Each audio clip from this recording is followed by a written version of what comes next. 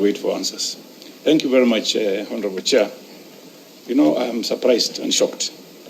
And I think if the CS we seated here before us today was the CS then, I know and believe you wouldn't have agreed to this consent. I come from a nomadic community. And in a nomadic community where you also come from, you cannot bring a goat. We normally do barter trading. You cannot come with a goat and expect the other person to give you a camel. Once that happens, he will just say, no, I will not even talk to you. And I want to tell you today, Honorable CS, the deal initially, when they proposed to invest $1.8 billion.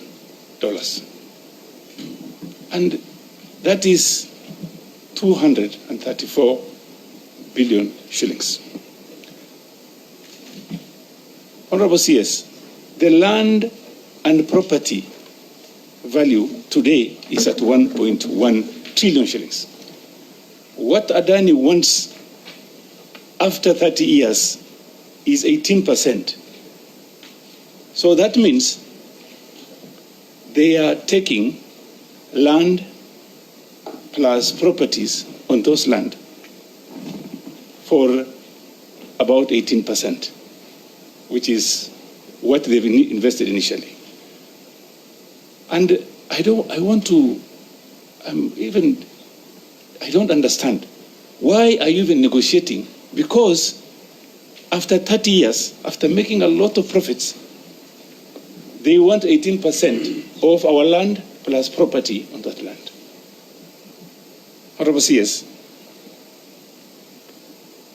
Ethiopia, they're building a new airport. This airport is costing $6 billion US, and it will accommodate 100 million passengers. It is 40 kilometers away from Addis Ababa, a place called Bushoftu. So I want to ask you, Bwana CS, kindly, why don't you cancel this deal? Because it stinks to the core. I give you an example. And I want you to do this mathematics. Adani comes from India and then get 18% of our property, of our land, and everything we possess, and take it to India. Why should you accept this? Tell us. Why do you even negotiate? That's my question. Number two, you've talked about the issue of Adani. There is a report by Heidelberg Research Institute that says Adani is a con. And I don't want to list it down. It's about 20 issues.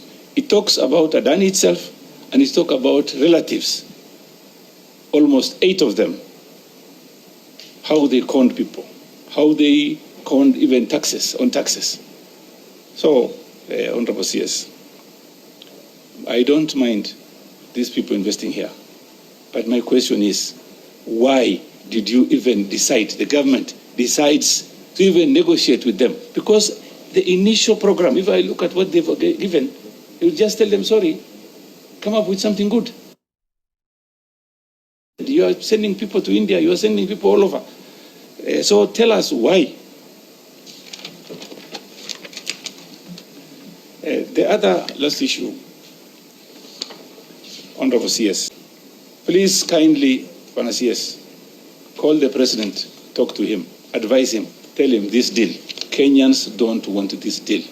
This is a fraud, and it's a fraud just like Goldenberg, and it's a fraud, Anglo-leasing, and a fraud like the cooking oil.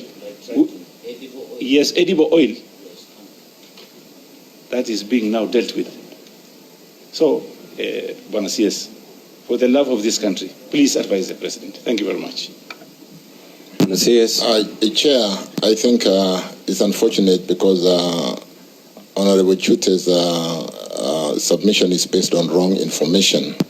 That Adani is requested for 18% residual after 30 years. That is not true.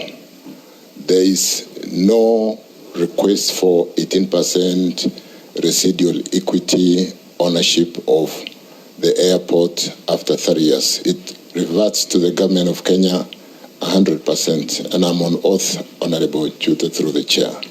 There is no 18% residual.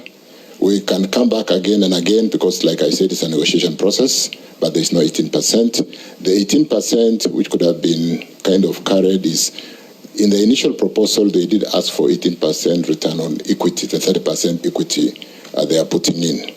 And I think today we've negotiated, we are at 16%. 16% return on the 30% equity investment.